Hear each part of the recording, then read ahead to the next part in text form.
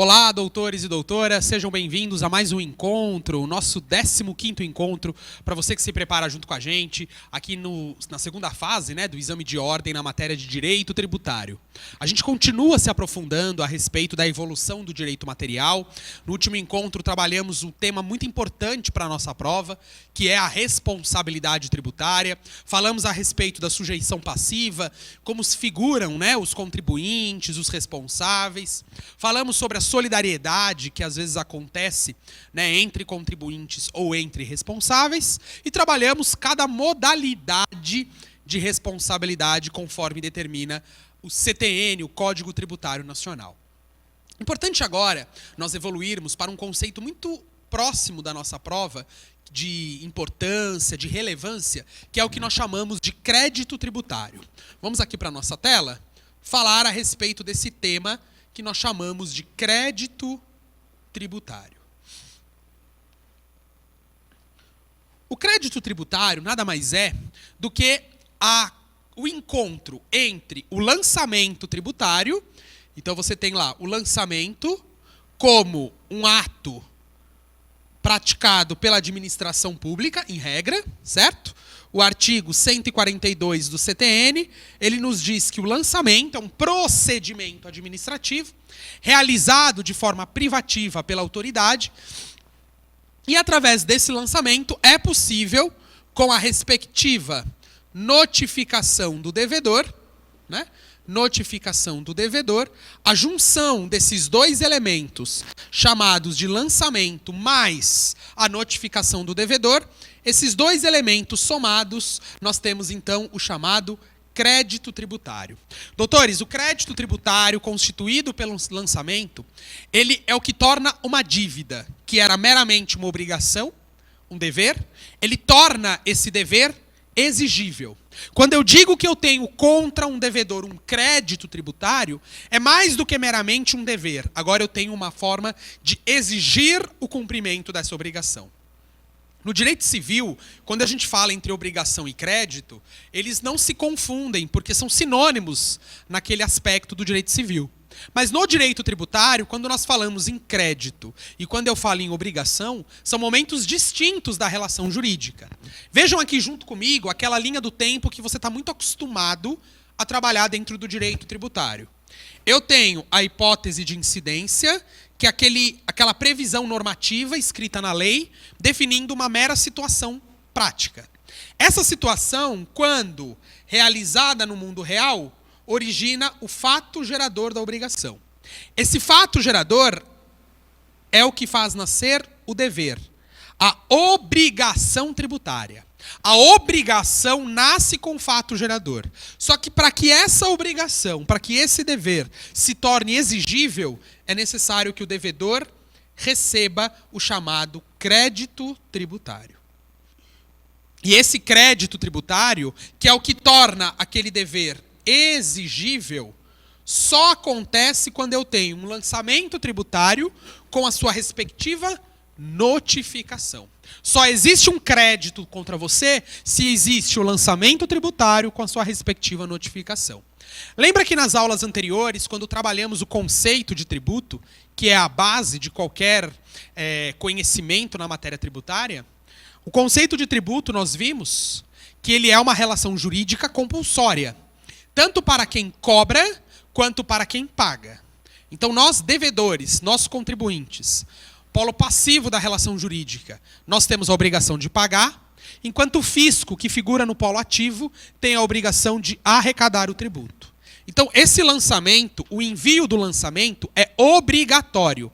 Inclusive, o parágrafo único do artigo 142 do CTN nos diz que, se for inobservada a regra do lançamento por parte da autoridade, ela simplesmente esquece de te enviar. Nesse caso, esse ato de inércia gera um processo disciplinar contra o agente público, o servidor público, que deveria efetuar o lançamento. Porque o lançamento ele é um ato obrigatório. O fisco não pode deixar de te lançar. Ele é obrigado a fazer esse lançamento de acordo com o artigo 142. Tudo bem? Então vamos mergulhar um pouquinho mais no que tange ao crédito tributário quando nós falamos de lançamento. Doutores, é muito importante nós compreendermos direito, né, com a sua totalidade, que esse lançamento hoje no Brasil, de acordo com a legislação tributária, ele pode se dar de 3 formas. Esse lançamento, ele pode se dar de ofício, ele pode se dar pelo instrumento chamado de lançamento por declaração, ou ainda lançamento na modalidade de homologação. Ok? Então, um lançamento tributário, ele pode acontecer de 3 formas: ofício, declaração ou homologação. Quando eu falo de um lançamento de ofício, nós temos a previsão normativa no artigo 149 do Código Tributário Nacional. Os lançamentos por declaração, eles estão previstos no artigo 147 do Código Tributário Nacional e o de homologação no artigo 150. Ok? Então, cada artigo traz para nós uma modalidade distinta de lançamento. Ou ele é de ofício, ou ele é por declaração, ou ele é por homologação. Pedro, na hora da prova, como é que eu faço para identificar o tipo de lançamento? E, doutores, essa informação é deveras importante quando nós formos estudar prescrição e decadência, ok? Muita gente, na segunda fase, ignora um pouco o estudo do crédito tributário, mas ele é de suma importância para a hora que você estiver estudando prescrição e decadência, ok? Principalmente a decadência tributária, e nós vamos ver isso lá para frente, tá bom? Então, é importantíssimo você dominar esses temas. Inclusive, aqui na aula, nós vamos trabalhar algumas questões envolvendo prescrição e decadência, e você vai ver que é frequente esse questionamento em prova, por isso, a importância de se conhecer os tipos de lançamento, ok? Porque eles influenciarão diretamente a nossa contagem da decadência tributária. Bom, então nós temos 3 tipos. Quando eu olho um lançamento de ofício, significa que aquele lançamento em que o contribuinte não tem nenhuma participação na construção física do lançamento. Um lançamento de ofício significa que o contribuinte não faz absolutamente nada. Ou seja, o grau de participação do contribuinte na construção desse lançamento é 0. Você não faz nada, espera apenas o carnê chegar. Porque nos lançamentos de ofício, nada faz o contribuinte. Agora, quando eu penso num lançamento por declaração, é necessário que alguém declare a prática do fato. Então vejam que esse alguém que vai narrar a criação da prática do fato gerador é o próprio contribuinte. Então, nesse tipo de lançamento, o contribuinte participa com 50% do lançamento. É um lançamento que está em desuso, né? Porque imagina eu ter que esperar o contribuinte se declarar.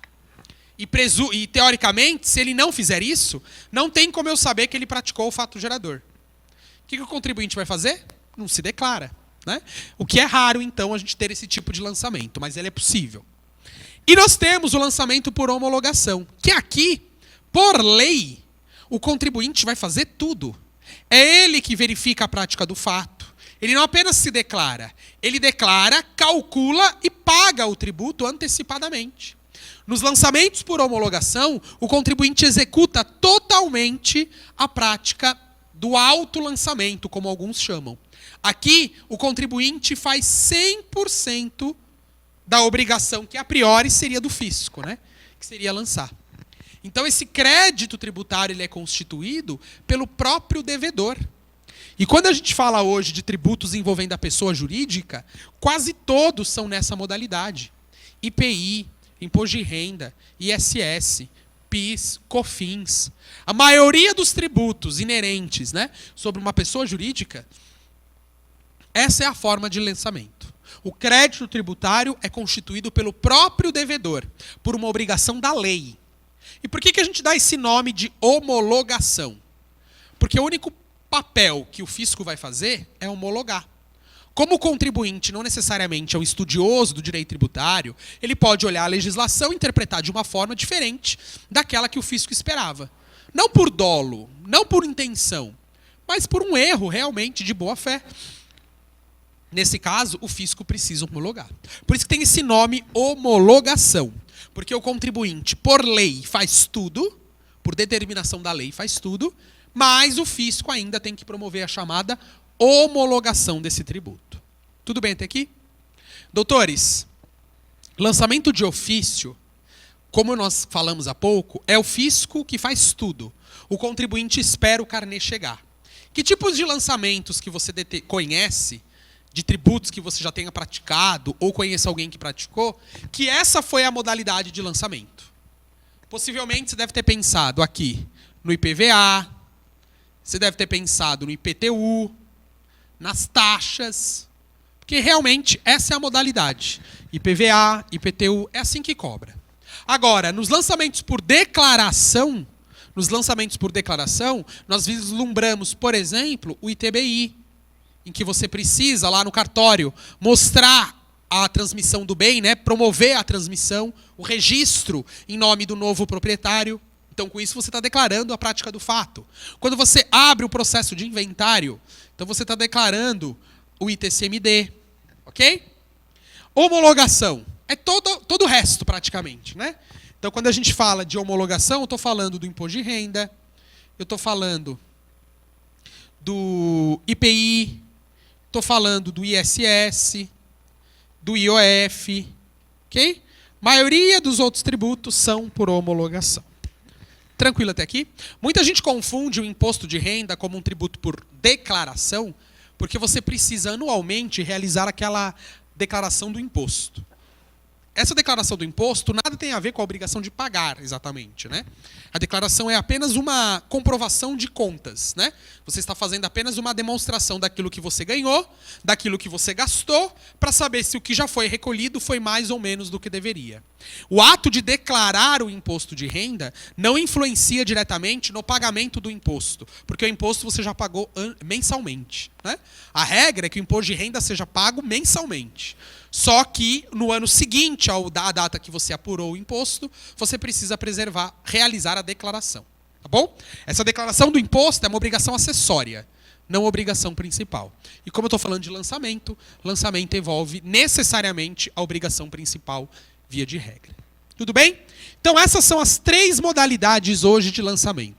Lançamento de ofício, lançamento por declaração e lançamentos por homologação. Mais do que decorar o nome dos impostos para cada tipo de lançamento, olhe no enunciado. Foi o contribuinte que praticou o lançamento? Foi o contribuinte que fez o cálculo? Ou ele apenas se declarou? Ou ele ficou esperando em casa o boleto chegar? Identifique cada modalidade em cima do critério de olhar o comportamento do contribuinte. Qual foi o grau de participação do contribuinte quando construiu o lançamento, quando realizou o ato?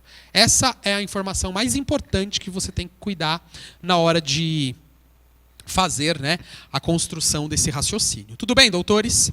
Pedro, maravilha. A minha pergunta agora é, esse lançamento, depois de criado, vamos imaginar um lançamento de ofício, em que o fisco faz tudo, ou um lançamento por declaração, ou até mesmo por homologação. Esse lançamento, ele pode ser revisto? Pode. Ok? Então, o lançamento tributário, ele pode sofrer uma revisão. Certo? Revisão no sentido de fazer de novo. Eu vou revisar o lançamento que foi feito. Como? Simplesmente, nós temos 2 formas. Artigo 145 do CTN. O artigo 145 do CTN, ele nos diz que o lançamento ele pode ser revisto por impugnação do sujeito passivo. Imagina que eu, Pedro, recebo o meu carnê de IPTU e olho que na metragem do meu imóvel está valor errado. Aqui em São Paulo, a metragem do imóvel influencia no valor venal. Eu olho lá que a minha metragem do meu imóvel é de 50 metros quadrados e estão colocando 100 metros quadrados. Provavelmente foi um erro de digitação. Então eu vou lá e impugno esse lançamento, dizendo o valor está errado. Vocês calcularam de forma indevida, porque aqui está constando 100 metros quadrados e meu imóvel só tem 50. Portanto, por impugnação do próprio sujeito passivo, esse lançamento pode sofrer uma revisão. Tudo bem? Vamos imaginar que eu, Pedro, ingressei com essa ação administrativa que o próprio CTN, no artigo 145, inciso 1, chama de impugnação. Eu apresentei essa impugnação e ganhei. O valor foi revisto. Só que o fisco não concorda com essa revisão, porque para ele o valor lançado está certo. E aí vem o fisco e entra com recurso contra o meu pedido. Então é uma outra forma de você também alterar o lançamento, revisar de novo. O inciso 2 do artigo 145, ele fala de um recurso de ofício. Recurso de ofício é o recurso promovido pela Fazenda contra o lançamento tributário. Eu recebi o lançamento, não concordei, impugnei. O fisco, ao ver aquele valor lançado, ele pode ganhar ou perder na impugnação. Se eu, Pedro, ganhei, significa então que o fisco, se quiser, pode promover um recurso de ofício. Ok?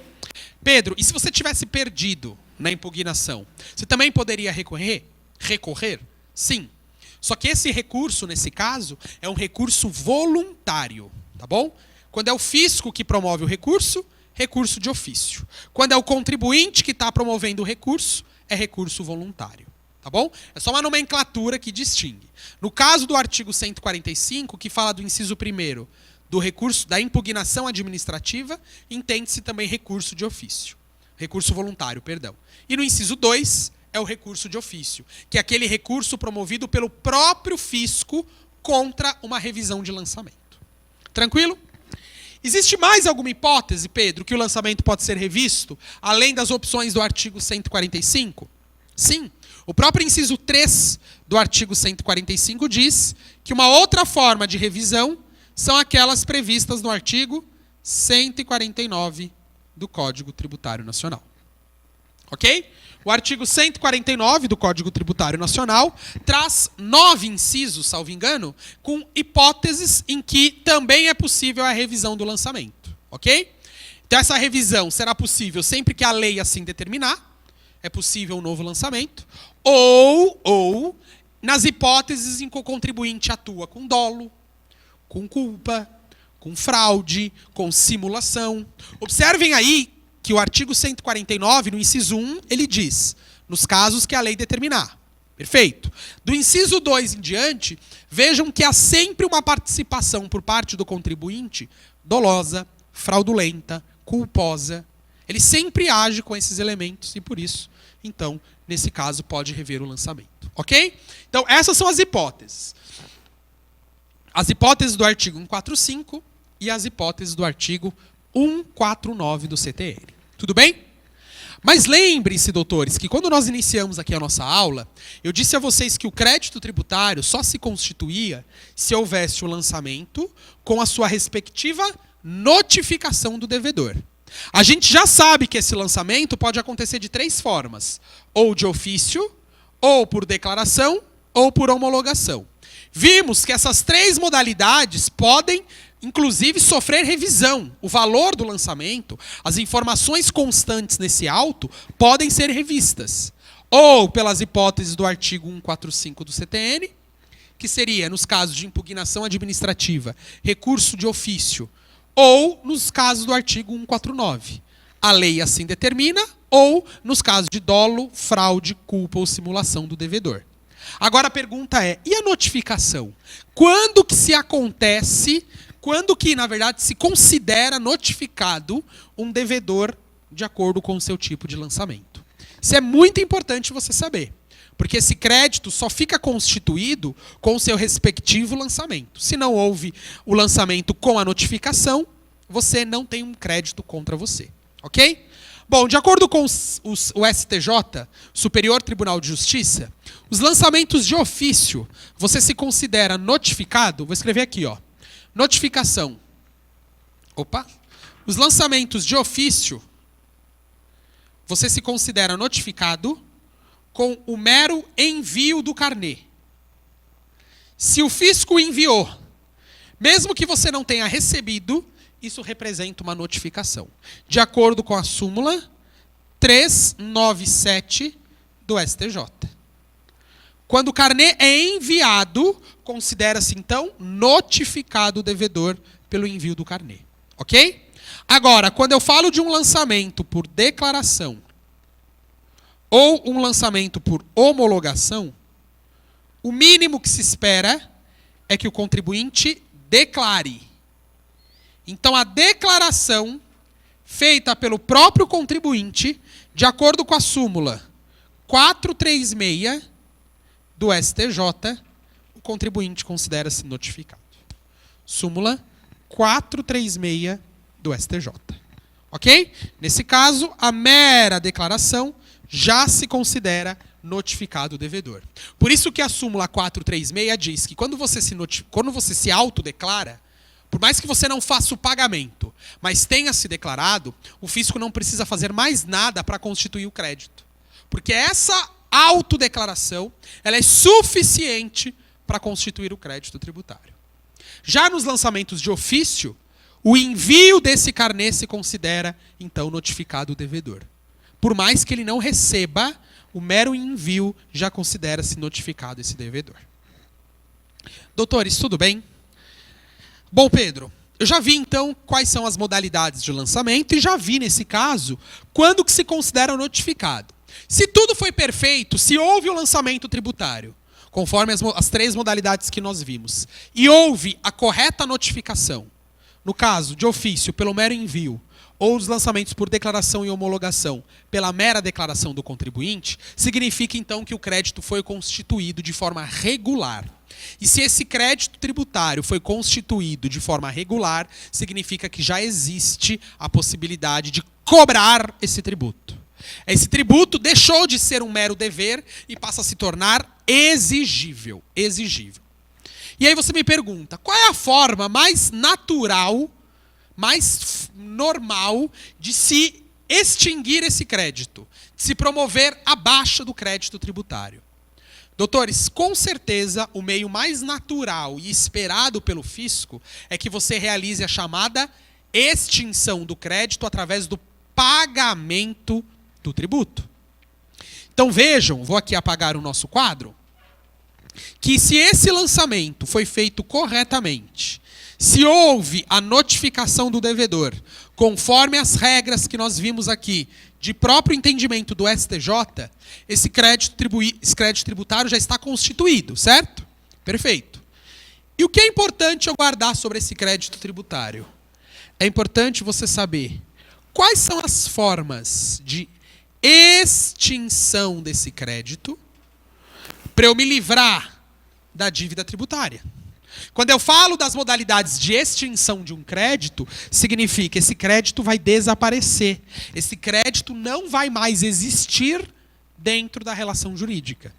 E essas formas de extinção do crédito, elas estão escritas no artigo 156 do Código Tributário Nacional. Tem algumas situações que você não consegue promover a extinção do crédito, mas você pode promover o efeito de suspensão desse crédito tributário, que é diferente de extinção, né? A extinção, em regra, extingue a dívida. Eu não tenho mais nenhuma obrigação com o sujeito ativo, com o credor. Na suspensão, significa que aquele crédito está suspensa a exigibilidade. Aqui, quando eu falo em suspensão, eu não estou impedindo o fisco de me constituir o crédito. Pelo contrário, a constituição do crédito é um direito potestativo. Nada pode ir contra a suspensão do crédito. A grande questão, quando eu tenho a suspensão de um crédito tributário, pelo artigo 151 do CTN, você está suspendendo a exigibilidade. Ou seja, o crédito não pode ser exigível enquanto ele estiver com a modalidade de suspensão. Ok? Agora, pode acontecer daquele crédito nem nascer. Ele ser excluído através das modalidades de exclusão do crédito tributário, conforme o artigo 175 do Código Tributário Nacional. Então vejam que o mesmo crédito, o mesmo tributo, ele pode ser extinto ou suspenso ou excluído, de acordo com essas modalidades que nós vimos aqui em cada um dos seus artigos.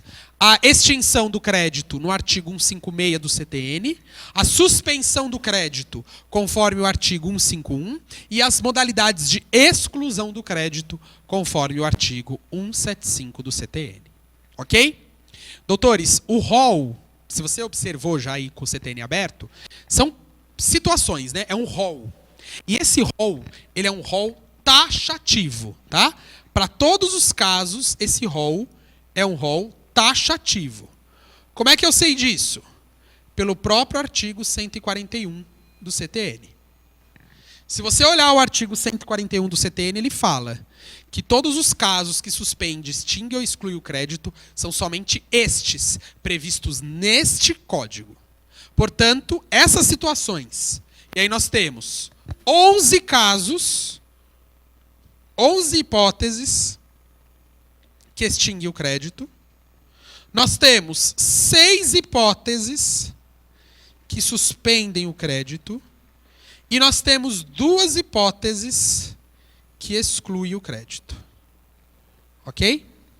Então vejam que todas essas formas de se promover cada um seu efeito, extinção, suspensão e exclusão, são hipóteses taxativas. Eu não posso, a não ser que o CTN sofra uma alteração, né, em âmbito federal, mas eu não posso, no meu estado ou no meu município, criar uma outra modalidade de extinção, suspensão e exclusão, a não ser estas previstas em cada um dos seus artigos. Ok? A não ser que o CTN sofra uma alteração, como aconteceu quando incluíram a dação de bens imóveis, que até então não tinha.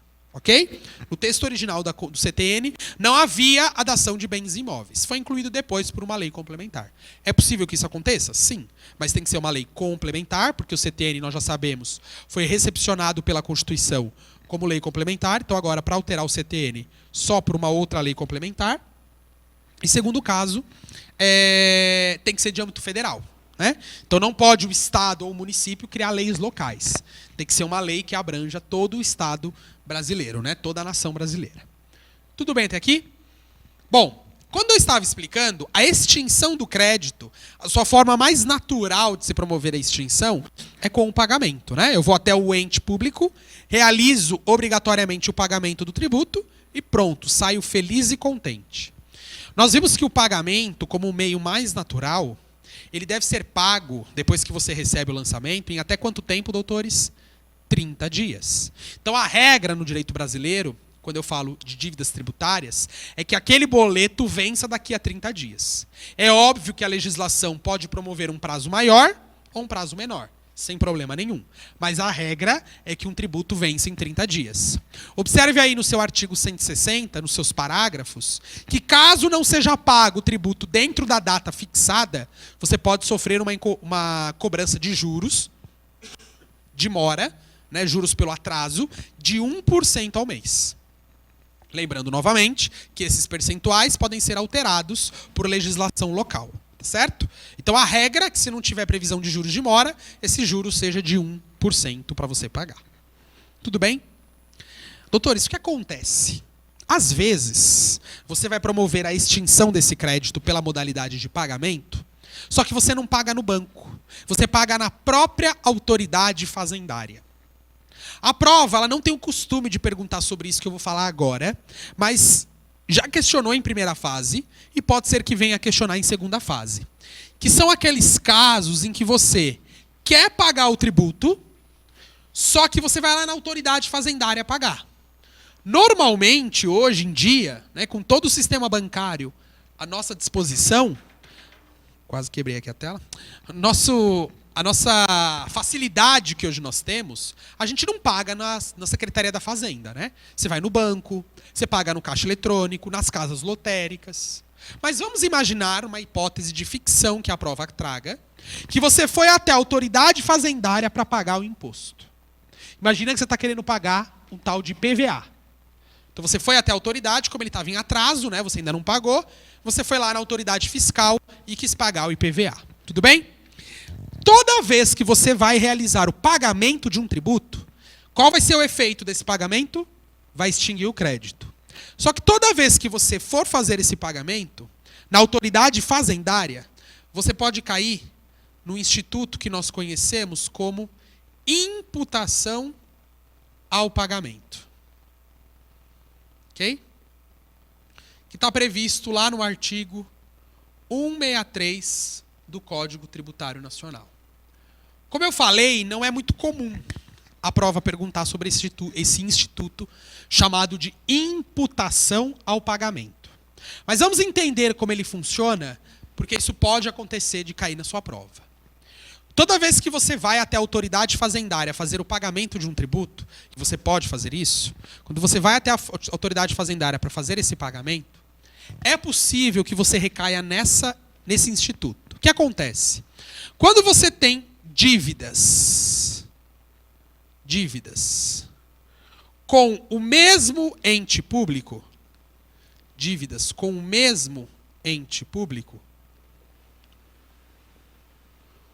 você pode, nesta hipótese, ser obrigado a pagar um tributo que não é necessariamente aquele que você quer.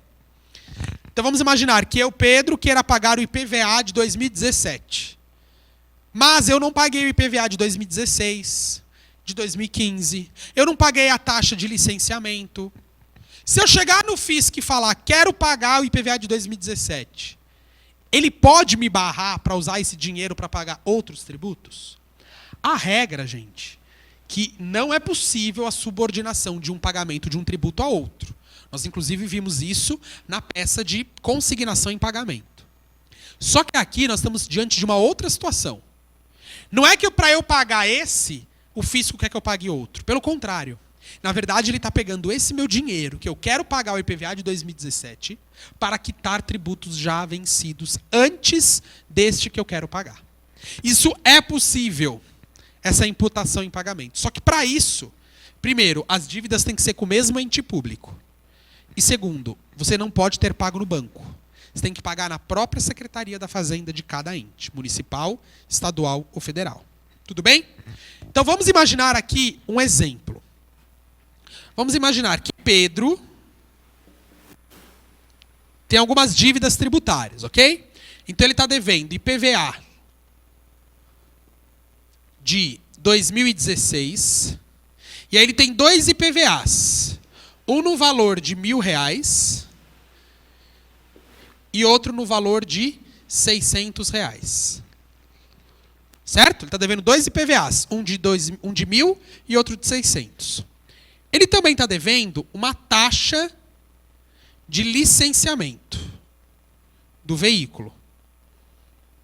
E essa taxa de licenciamento é de 2015 no valor de R$150. Tranquilo até aqui? Então ele está devendo IPVA de 2016, dois boletos, porque ele tem dois carros, um de 1.000 e outro de 600, e ele também está devendo uma taxa de licenciamento de 2015 no valor de R$150. Tranquilo até aqui? E ele agora quer pagar o IPVA de 2017. Nesse caso, o outro carro ele já vendeu, aqui no valor de R$800. Bom, eu, Pedro, ao invés de ter ido no caixa eletrônico pagar o IPVA de 2017, eu preferi ir até a Secretaria da Fazenda. Fui aqui em São Paulo, no Detran, que fica aqui na Armênia, em São Paulo, na estação. Fui até lá e falei, eu estou querendo pagar meu IPVA de 2017, estou aqui com o meu dinheiro. E o dinheiro que eu tenho para pagar é R$800. O fisco diz para mim, Pedro, mas está devendo outros tributos, outros impostos, outras taxas que você ainda não pagou. Aí eu falo para ele, tudo bem, mas isso eu vou ver depois, eu quero pagar esse IPVA.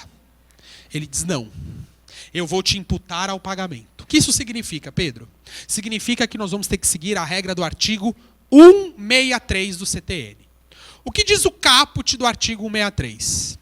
Ele diz que toda vez que você tiver outras dívidas com o mesmo sujeito ativo, o mesmo ente público, primeiro serão pagas as dívidas que você tenha em nome próprio e depois as dívidas em que você tenha como responsável tributário.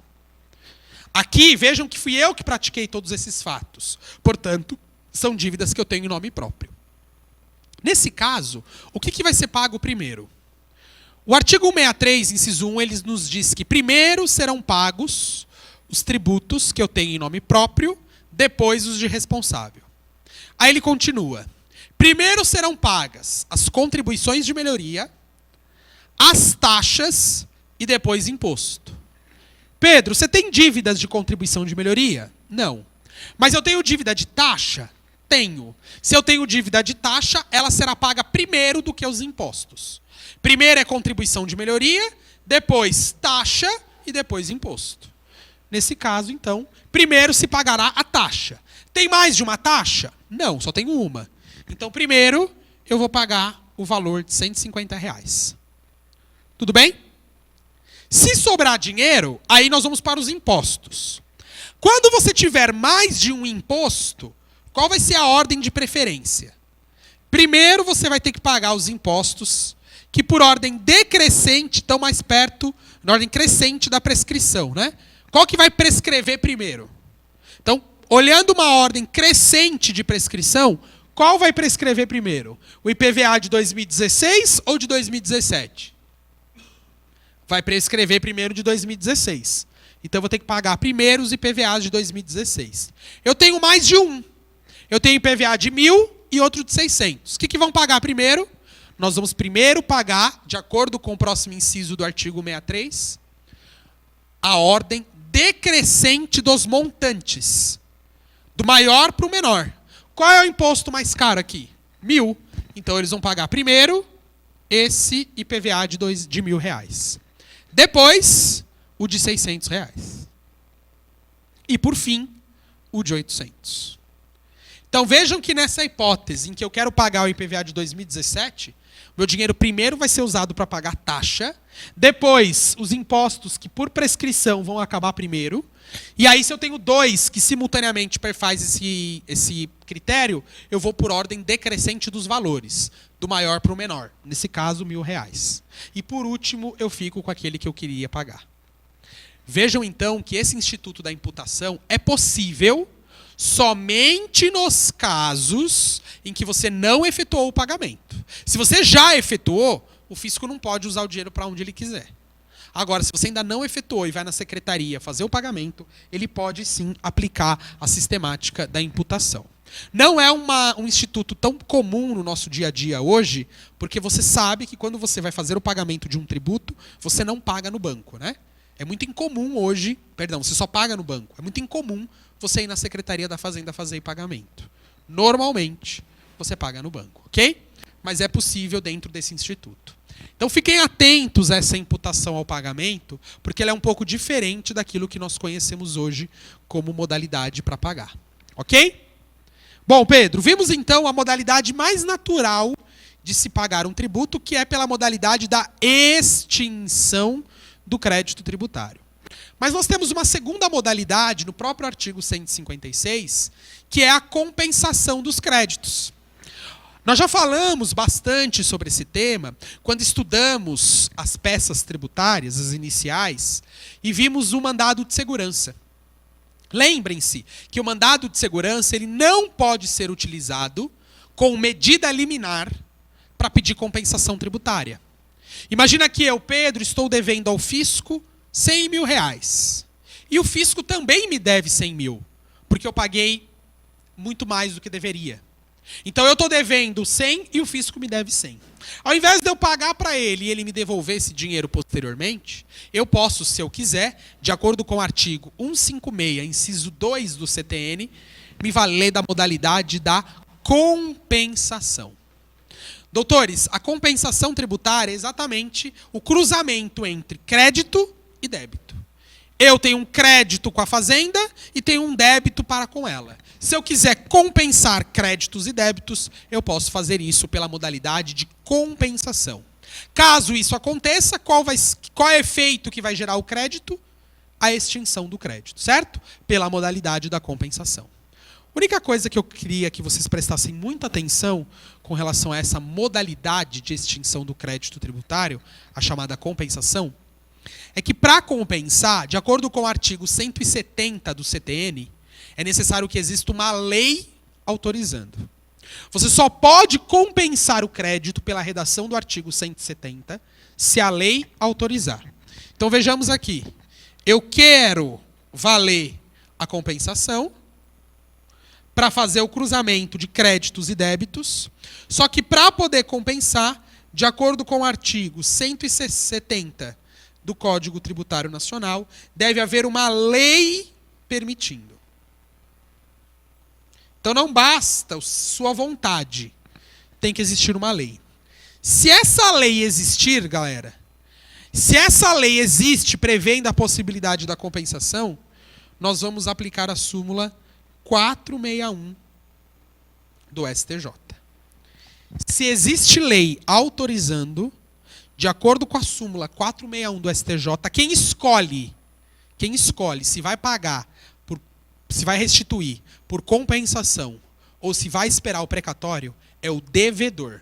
É o contribuinte quem escolhe, ok? Então, se existir lei dando a opção dele compensar, ao invés de receber em precatório, essa decisão, se vai ser de uma forma ou de outra, de acordo com a súmula 461 do STJ, ela será de opção do contribuinte.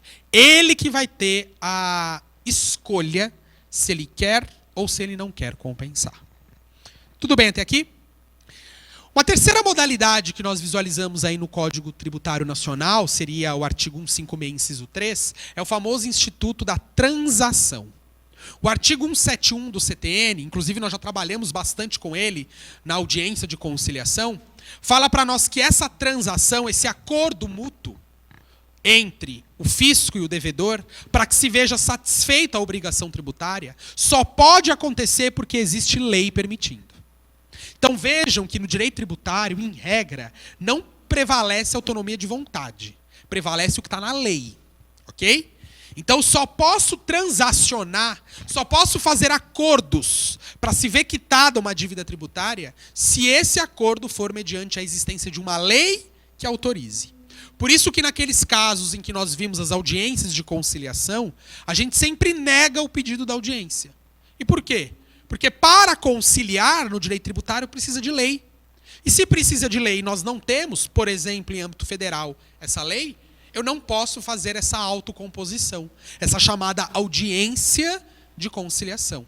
Aí nós vimos que pelo artigo 334 do CPC, parágrafo 4º, inciso 2, nós vamos pedir a dispensa dessa audiência de conciliação.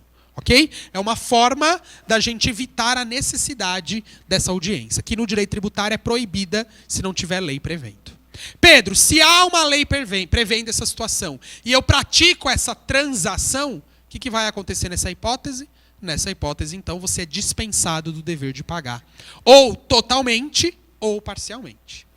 Quer ver um exemplo bem clássico de transação?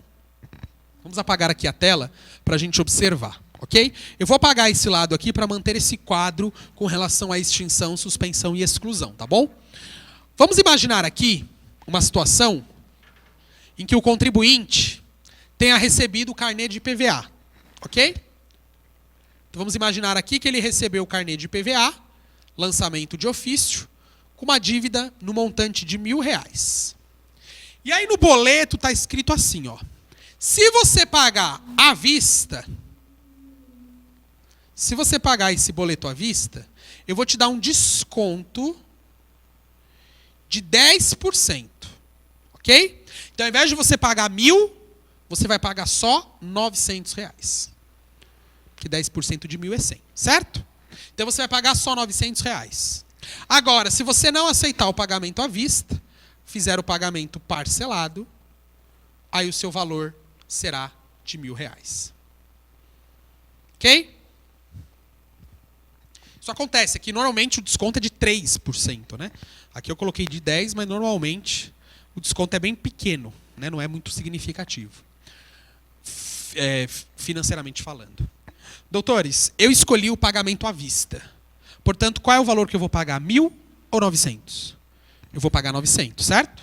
Minha dívida é de 1.000, mas como eu escolhi à vista, significa então que eu fiz um acordo com o fisco e na modalidade de pagamento, eu quitei 900. Mas quanto era o valor da dívida? 1.000. Tá faltando quanto, doutores? Tá faltando R$100. Pedro, e os outros R$100? Os outros R$100 foram extintos pela modalidade da transação. Porque foi o acordo que eu fiz. Aceitei pagar à vista, e por cima desse acordo, então, quitou-se R$100 com a transação e 900 com o pagamento. Ok? É uma forma simples que a gente pode visualizar de transações. A regra, né, que isso acontece bastante hoje no Brasil, com os pagamentos à vista, para te dar um estímulo, né, um certo incentivo para você quitar o valor do tributo sem a necessidade de sofrer aí um parcelamento ou demorar para pagar. Pagou à vista, eu te dou um desconto em cima disso, ok? O que acontece quando eu faço isso? Eu estou, então, transacionando. A transação é uma modalidade que extingue o crédito tributário dentro do rol do artigo 156 do CTN. Tudo bem até aqui? Nós temos uma outra previsão, que seria o inciso 4, que seria a remissão. Remissão, doutores, é o perdão da dívida tributária. Vejam que remissão com 2 S's, como está identificado no código, significa o perdão dessa dívida. E esse perdão pode ser total ou parcial. Ok? Quando eu falo de perdão da dívida, é perdão de tudo. E muita gente às vezes confunde a anistia com a remissão. Então vamos aqui fazer esse paralelo para que você possa guardar essa distinção desses institutos, ok? A remissão, ela é diferente da anistia. Doutores, em regra, a anistia, ela traz um perdão total ou parcial da multa tributária. Como você não pagou em dia, você sofreria o pagamento de uma multa. Mas eu estou te anistiando dessa multa, portanto, aqui eu ainda devo pagar o tributo. Ou vou ter que pagar o tributo normal. Na remissão, há o perdão total ou parcial do tributo. Na verdade, o código diz crédito tributário. Né? E se eu estou falando do crédito tributário, estou falando só do valor do tributo, estou falando de tudo.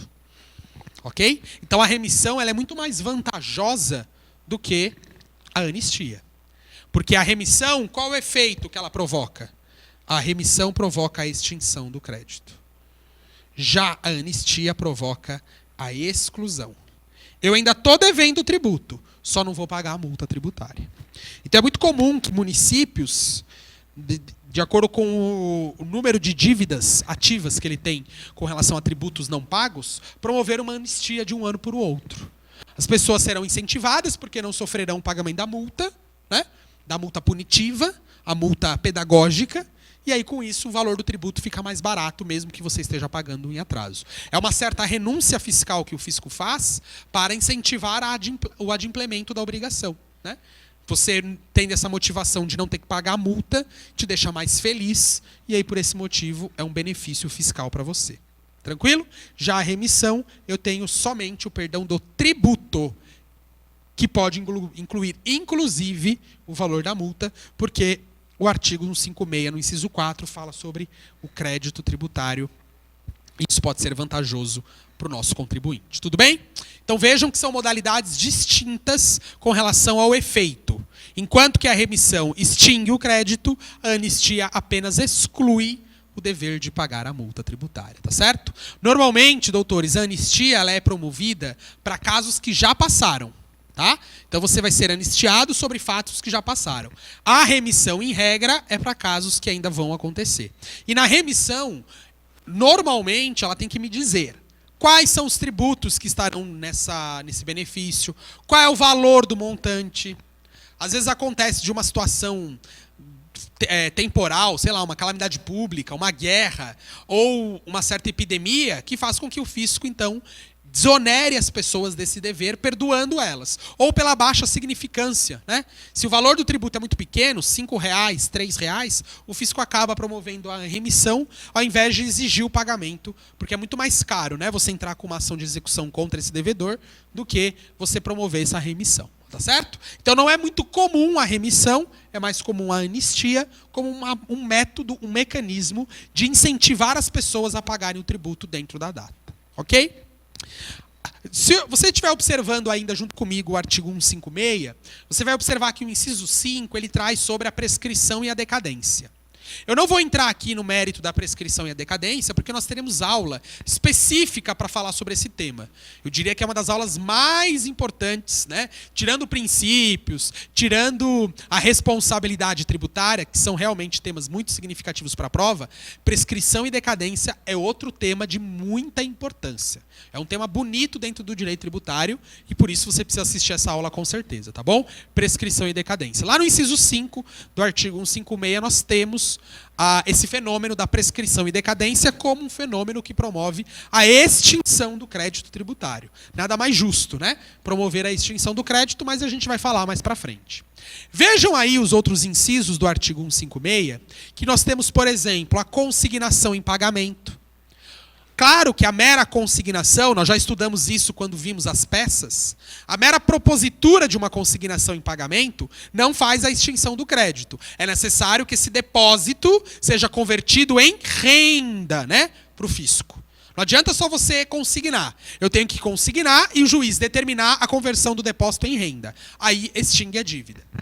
Nós também temos, nos demais incisos do artigo 156, a possibilidade que, se você não quiser transacionar, se você não quiser compensar, é entrar com uma ação administrativa e essa ação administrativa, essa decisão irreformável, que nós diríamos transitada em julgado, ela tem um efeito também, se favorável ao contribuinte, extinguir o crédito. Assim como as decisões judiciais, né, passadas em julgado, transitadas em julgado. Essas decisões, tanto em âmbito administrativo, que não cabe mais recurso, como em âmbito judicial, se favoráveis ao contribuinte, qual o efeito? Extingue o crédito tributário. Tudo bem? E o último inciso importante para a nossa prova é a dação em pagamento de bens imóveis. Trabalhamos bastante com ela quando estudamos os conceitos de tributo. O conceito de tributo é aquela obrigação de pagar em dinheiro. Mas, se eu não tiver dinheiro, eu posso fazer a quitação através de um bem imóvel, desde que tenha uma lei permitindo. E aí nós comentamos que no direito tributário criou-se essa lei, né? A Lei 13.259 de 2016, que hoje, em âmbito federal, autoriza a extinção de créditos tributários por meio de dação em pagamento de bens imóveis. Doutores, a prova já perguntou, e bens móveis podem ser utilizados? Primeiro, não está no rol do artigo 156, concorda? Quando você olha aí o artigo 156 do CTN, só está a dação em pagamentos de bens imóveis. Bens móveis não estão. E segundo ponto, que mesmo se tivesse, haveria uma certa afronta, né, ao princípio da licitação. Hoje, qualquer tipo de bem de consumo que vai ser feito por parte da administração pública só pode ser adquirida por meio de licitação. Então, o processo de licitação é uma exigência para a aquisição de bens móveis. Por isso, entende-se que não seria devida essa inclusão. Mas, se a prova perguntar, nós vamos dizer que para incluir uma nova modalidade de extinção do crédito dentro do rol do artigo 156, isso só é possível se for feito pelo CTN. Precisa de uma lei complementar para alterar o CTN. Hoje, são 11 hipóteses que estão ali previstas. Tudo bem? Nós vamos passar a estudar daqui a pouquinho os casos que suspendem o crédito tributário. São apenas 6 hipóteses, muito mais resumidas aí, que, lembrando, elas não suspendem o direito do fisco de constituir o crédito, mas elas suspendem a exigibilidade, o direito de exigir o pagamento, porque qualquer uma das 6 hipóteses previstas no artigo 151 fazem com que o crédito tenha sua exigibilidade suspensa, tá bom? Nós vamos fazer um intervalo e aí no retorno da nossa aula a gente vai trabalhar com esses casos que promovem essa tal suspensão do crédito tributário, ok? Então daqui a pouco a gente se vê. Até mais.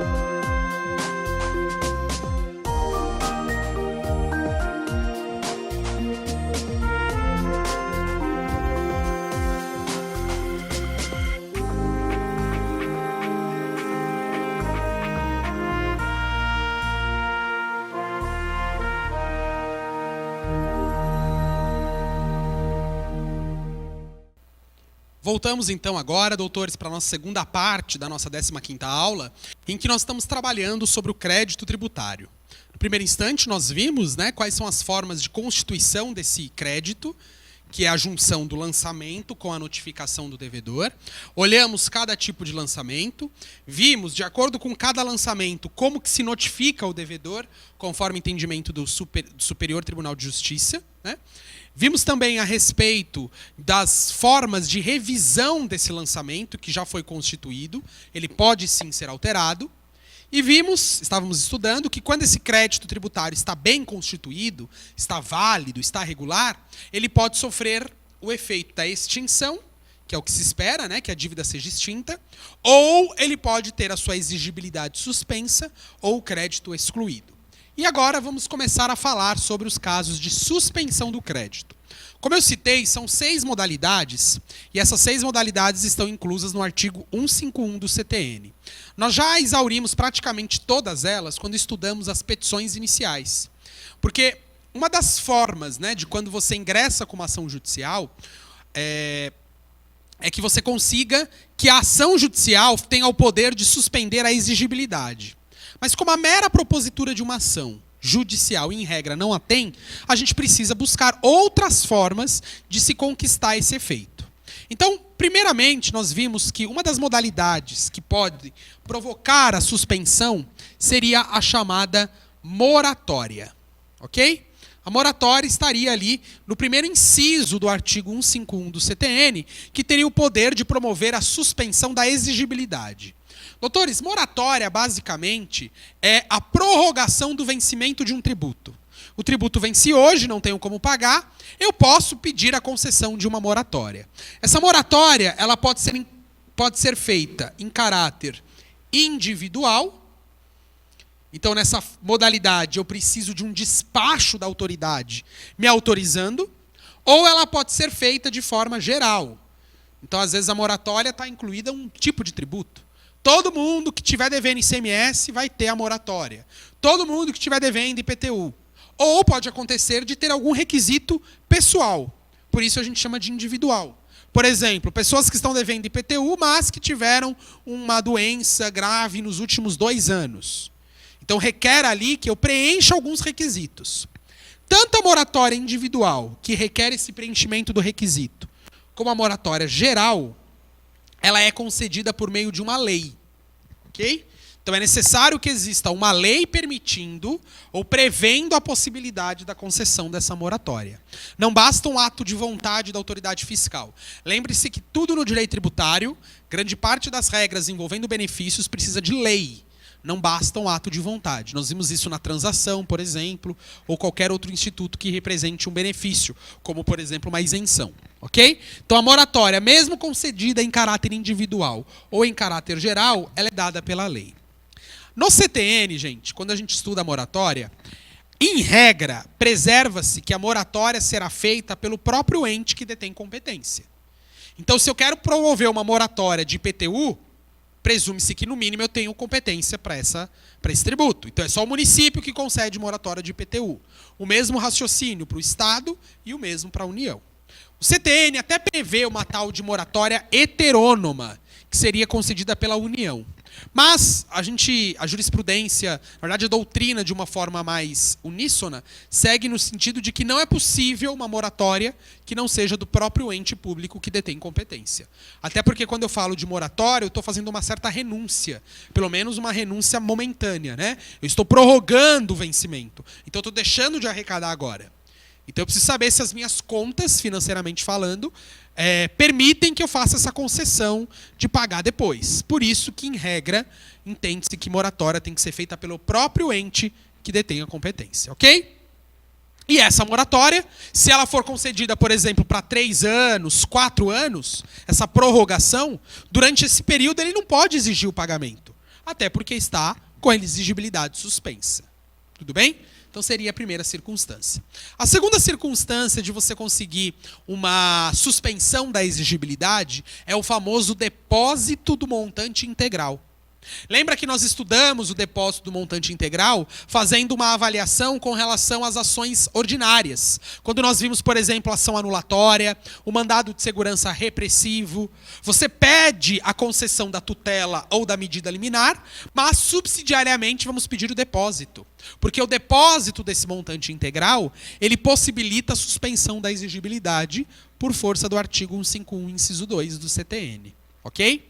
Então é importante você pedir o depósito nas ações judiciais em que não seja possível a concessão de tutela ou medida liminar, no caso de um mandado de segurança, ou até mesmo é possível, mas a gente faz subsidiariamente, né? A gente faz um pedido subsidiário para que ele possa deixar de depositar. Doutores, é muito importante que nesse inciso 2 do artigo 151 você tenha feito uma remissão à súmula 112 do STJ. Porque a súmula 112, ela traz que esse depósito precisa ser feito em dinheiro e esse depósito tem que ser integral. Só nessa modalidade é que você consegue, né, nessas circunstâncias, que você consegue a suspensão da exigibilidade do crédito. Não adianta depositar qualquer coisa. Tem que ser o valor integral que você está devendo. Tudo bem?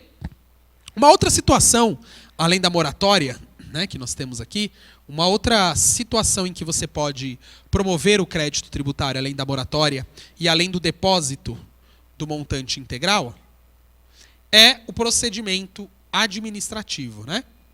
Então temos aqui a chamada impugnação administrativa. A impugnação administrativa, ela é uma grande vantagem porque não precisa de advogado, certo? E olha só que benefício interessante. Quando você impugna, automaticamente você consegue a suspensão da exigibilidade por meio da moratória. Então é uma grande vantagem para aquele que precisa, né, às vezes, questionar o tributo, ao invés de usar a esfera judicial, que obrigatoriamente a mera ação não tem esse poder, a impugnação administrativa determina. Quando a gente fala de impugnação administrativa, é importante você conhecer o decreto 70.235 de 72, ok? Decreto 70.235 de 72, que trata sobre aquele caso do procedimento administrativo federal, chamado de PAF, Procedimento Administrativo Federal. Você precisa conhecer esse decreto, né? Então faça a leitura dele. Nós já trabalhamos isso na aula de legislação tributária, em que trouxe um pouco a respeito do procedimento administrativo, né?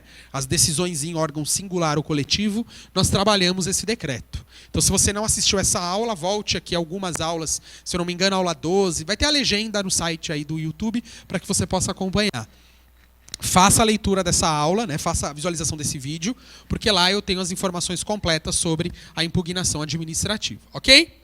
Agora, o quarto e quinto caso, doutores, são as ações judiciais que nós já trabalhamos bastante, que é no que diz respeito à medida liminar em mandado de segurança, né? Vou apenas aqui citar, porque nós já trabalhamos com ela nas ações, medida liminar em MS, em mandado de segurança, e trabalhamos também de forma exaustiva o chamado parcelamento. Ok?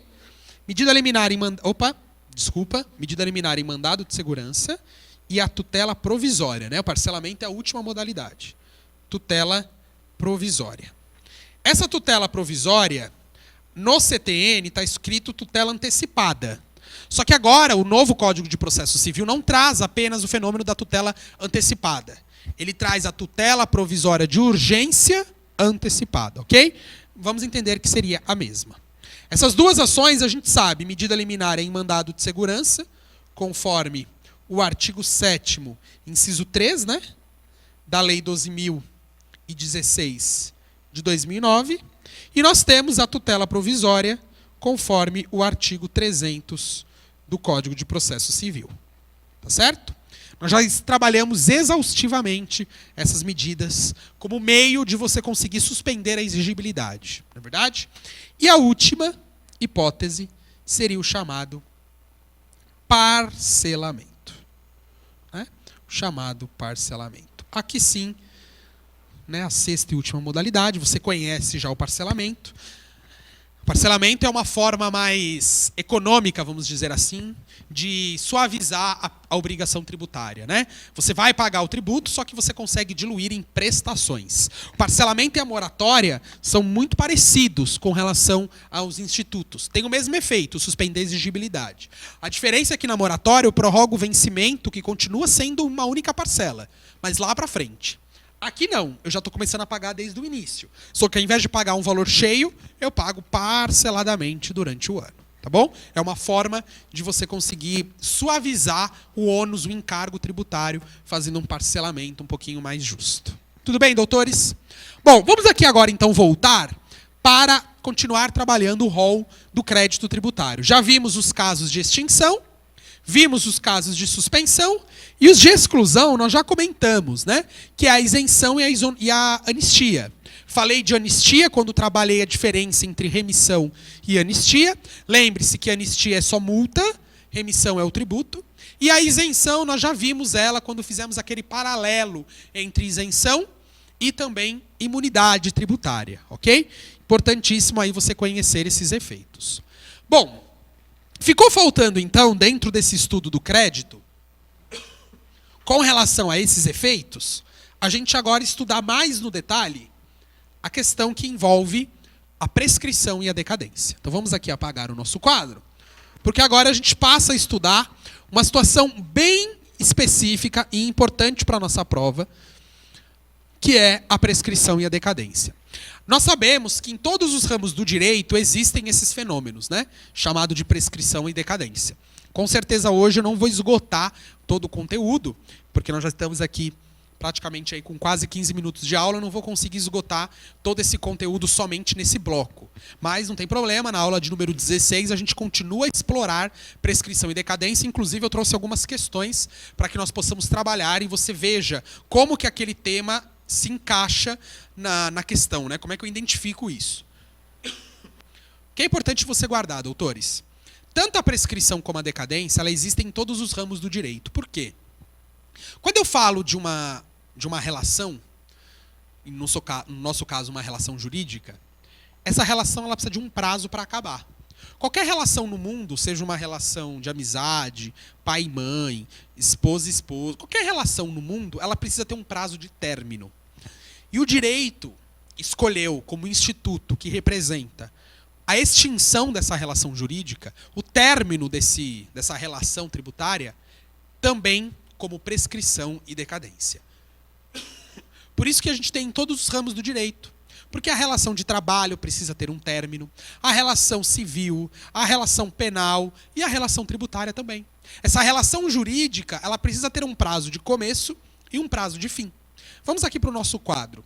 Nós já vimos isso aqui com bastante exaustão, que no direito tributário, essa relação jurídica começa inicialmente com a fixação de uma hipótese de incidência. Quando eu escrevo lá na lei uma determinada situação fática, que se um dia for materializada, pode gerar obrigação tributária. A hipótese de incidência nada mais é do que uma situação definida em lei. Eu escrevo lá, prestar serviço, auferir renda, ser proprietário de um veículo. Isso não gera o dever de pagar. É apenas uma hipótese que no futuro pode gerar a incidência de um tributo. A partir do momento que eu pego aquela hipótese e pratico no mundo real aquela circunstância, aquela situação, significa então que de hipótese virou um fato.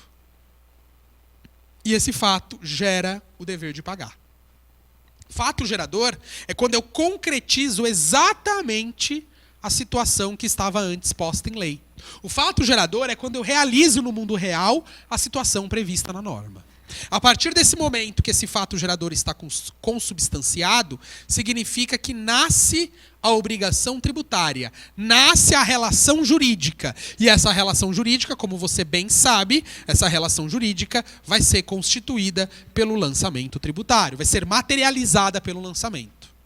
O lançamento ele é necessário para que a dívida se torne exigível, porque a partir do momento que eu tenho o lançamento, eu tenho o crédito tributário. O lançamento ele não é a mesma coisa que crédito, ok? O lançamento é só o procedimento administrativo que formaliza o crédito tributário. A partir do momento que esse crédito está constituído pelo lançamento, a gente sabe que o não pagamento dele, o não adimplemento, gera a inscrição do seu nome em dívida ativa. Tanto faz você pessoa física ou você pessoa jurídica. Seu nome será inscrito num banco de dados de mal pagador de tributo, conhecido como dívida ativa. Inclusive pode ser protestado em cartório, como a gente já estudou aqui. A partir do momento que essa dívida ativa foi constituída, você vai ter futuramente uma certidão de dívida ativa contra você. A chamada CDA, Certidão de Dívida Ativa. Essa certidão, ela constitui o crédito tributário no sentido de virar um título extrajudicial. Agora, a dívida é líquida, certa e exigível. E essa exigibilidade será satisfeita com a propositura da chamada execução fiscal. Até aqui, eu acredito que para você que nos acompanha no nosso curso, você que está estudando com a gente desde a primeira aula lá atrás, não seja nenhuma novidade. Você sabe como funciona a linha do tempo da relação jurídica tributária. Acontece que durante esse caminho de criação dessa relação, podem acontecer alguns fenômenos que gerem o término dessa relação, a extinção dessa relação jurídica, através dos fenômenos conhecidos como prescrição e como decadência. Ok? Vamos primeiro identificar onde que nessa relação jurídica pode acontecer a prescrição e onde pode ocorrer a decadência. E aí depois nós vamos conceituar, vamos ver onde está no artigo, como nós fazemos para aplicar a contagem, e aí estudamos casos concretos, tá bom? Essa vai ser a nossa evolução da aula, dessa segunda parte. Pois bem, toda vez que eu tenho uma lei que cria o tributo, eu preciso que o contribuinte pratique o fato gerador. Se ele praticar o fato gerador, o fisco precisa mandar até ele o chamado lançamento, certo? Nós já vimos que se o lançamento for de ofício, o fisco tem que enviar. Nós vimos que se o lançamento for por declaração ou homologação, em tese é o contribuinte que faz. Mas se ele não fizer, o fisco não tem que lançar? Claro que tem. Então, portanto, entre o fato gerador até a chegada do lançamento, é necessário que exista um tempo razoável para que o fisco possa fazer isso. E esse tempo razoável, nós vamos chamar de prazo decadencial. A decadência, como um fenômeno jurídico que tem como efeito a extinção do crédito, a decadência nada mais é do que a perda do direito de lançar. Perda do direito de lançar. Eu, contribuinte, não serei mais lançado pelo fisco, porque o fisco perdeu esse direito em razão do fenômeno da decadência. Nós vimos lá no artigo 156, inciso 5, que a decadência gera a extinção do crédito tributário. Não existe mais relação jurídica entre o contribuinte e o fisco, em razão da demora, depois dele ter praticado o fato gerador, na demora de lançar. Tudo bem? Se o fisco lançar dentro do prazo, significa então que não houve decadência. Ele não perdeu esse direito. E aí o que vai acontecer futuramente? A dívida ativa, com a posterior CDA, até chegar à execução, que é a forma como o fisco tem de se garantir o pagamento de um tributo. Só que desde o momento que o contribuinte for lançado, até a chegada dessa execução fiscal, outro prazo também razoável começa a se contar. E esse prazo nós chamamos de prazo prescricional. A prescrição, nessa hipótese, nada mais é do que uma contagem que pode representar, se atingida a prescrição, a perda do direito de executar o contribuinte. Perda do direito de cobrar o devedor. Doutores, não há como se confundir entre os institutos da decadência e da prescrição. Vejam que esses dois fenômenos geram o mesmo efeito. Qual efeito? Extinção do crédito tributário. Mas enquanto a decadência se presume, doutores, se preserva na perda do direito de lançar, a prescrição é a perda do direito de executar, de cobrar o devedor com relação ao crédito tributário. Ok? Então são dois institutos muito importantes, mas que ocorrem de maneira distinta. Primeiro eu começo a contar a decadência. Se a decadência não foi atingida, significa que o lançamento é regular. Se o lançamento é regular, aí sim eu começo a contar uma prescrição. Ok? Então, para que o lançamento seja regular, não pode ter acontecido a decadência. Para que a execução seja regular, não pode ter acontecido a prescrição tributária. Tudo bem até aqui? Então, guardem que o conceito de decadência é a perda do direito de lançar. Eu não posso mais lançar porque eu demorei muito. O direito não socorre aos que dormem. Aqueles lerdos, aqueles lentos, vão perder o seu direito. Portanto, aqui, a decadência promove contra o fisco a perda do direito dele lançar. Já a prescrição é nos casos em que há um lançamento regular, porém ele demora muito para promover essa execução. Nesse caso também, pela essa demora, o fisco pagará com a prescrição tributária. Ou seja, ele perde o direito de cobrar. Tudo bem? Maravilha. Conceituamos então os institutos, visualizamos na linha do tempo quando que eu olho uma decadência e quando que eu olho uma prescrição. Perfeito. Agora, o que nós temos que aprender? Esse prazo. Com certeza você sabe que o prazo de decadência, ou seja, o momento em que representará a perda do direito de lançar, ele é de 5 anos. Assim como a prescrição, que significa a perda do direito de executar, também ela tem um prazo de 5 anos. São prazos iguais. 5 para decadência e 5 para prescrição. Ah, Pedro, significa que são 10? Não são 10, doutores. É 5 para decadência e 5 para prescrição. Ok? Que não significa que são 10 anos. Vejam um exemplo, só para você entender isso. 2004, o contribuinte praticou o fato gerador. Em 2008, ele é lançado. Em 2014, ele tem uma execução fiscal contra ele. Se a gente fosse contar 10 anos, de 2004 para 2014, 10 anos, execução regular. Mas não é assim. Primeiro eu começo a contar do fato gerador ao lançamento, eu começo a contar a decadência. Quanto tempo é a decadência? 5 anos. Fez em 4, dentro do prazo. Depois que lançou, até chegar à execução fiscal, eu começo a contar a prescrição. Quanto tempo ele tinha para executar? 5 anos. Só que de 2008 para 2014 já passou mais de 5 anos. Prescreveu. Então não são 10 anos, ok, doutores? É 5 para lançar e 5 para executar. Pois bem, vamos iniciar o nosso estudo envolvendo a decadência tributária, ok? Então vou escrever aqui. Nós vamos iniciar o nosso estudo pelo Instituto da Decadência.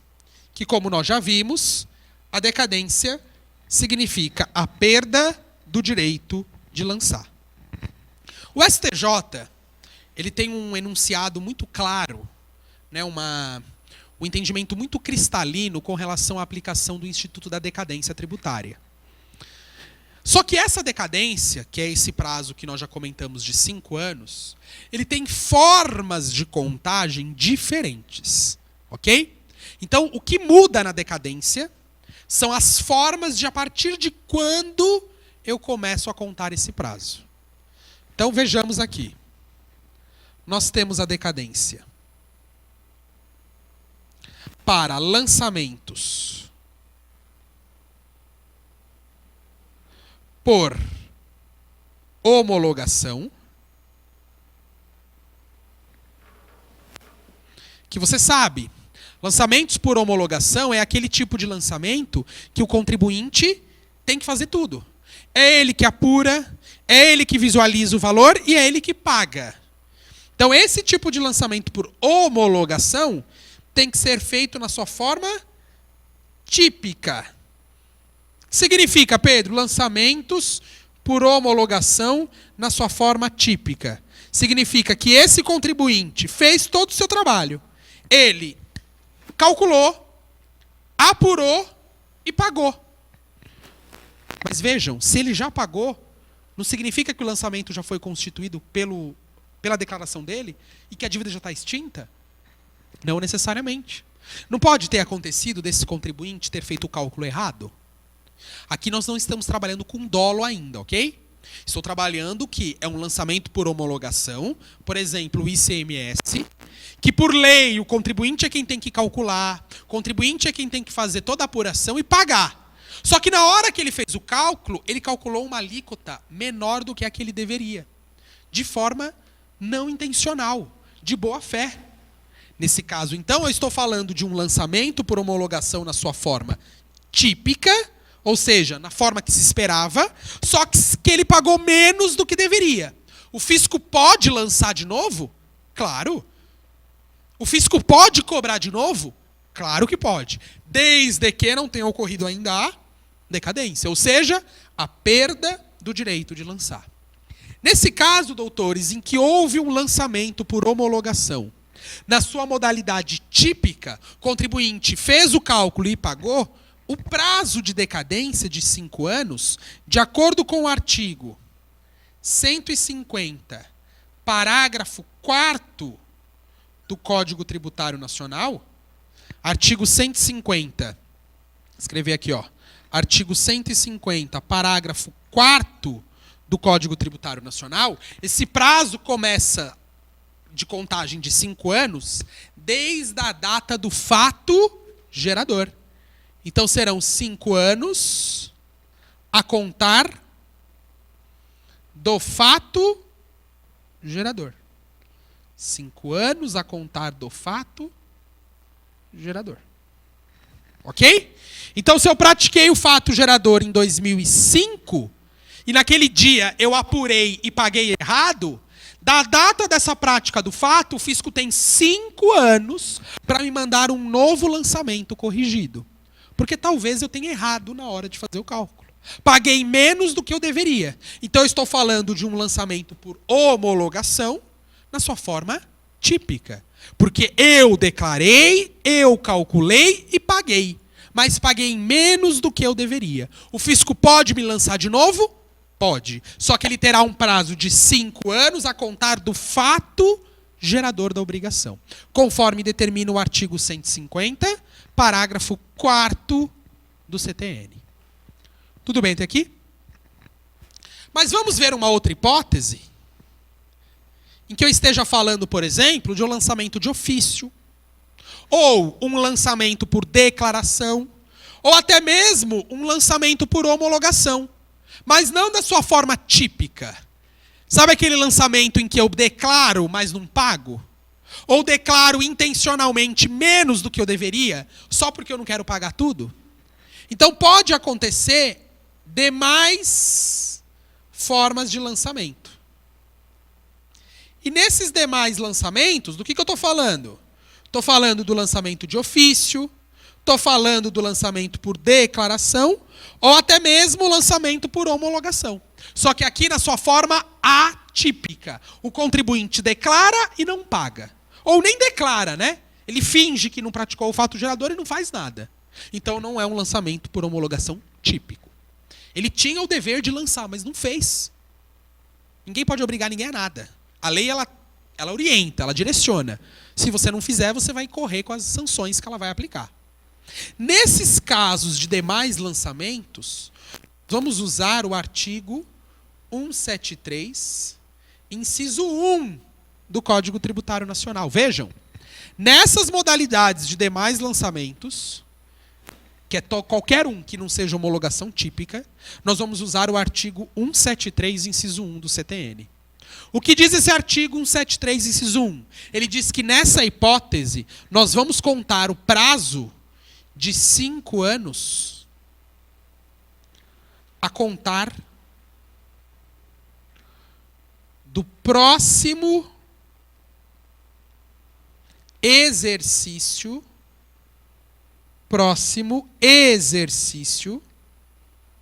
financeiro. 5 anos a contar do próximo exercício financeiro. Artigo 173, inciso 1 do Código Tributário Nacional. Vejam, doutores, o prazo é de 5 anos nos dois casos. O que diferencia é que nos lançamentos por homologação típico, o contribuinte calcula, apura e paga. São 5 anos a contar do fato gerador para que o fisco verifique que ele pagou menos e faça o complemento da diferença.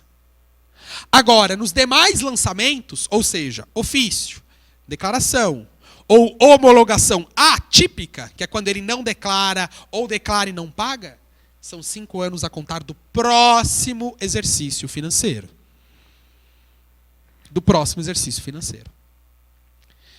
Pedro, vamos ver um caso para que a gente consiga entender a aplicação desse lançamento por homologação típica e por esse lançamento nos demais modalidades de lançamento?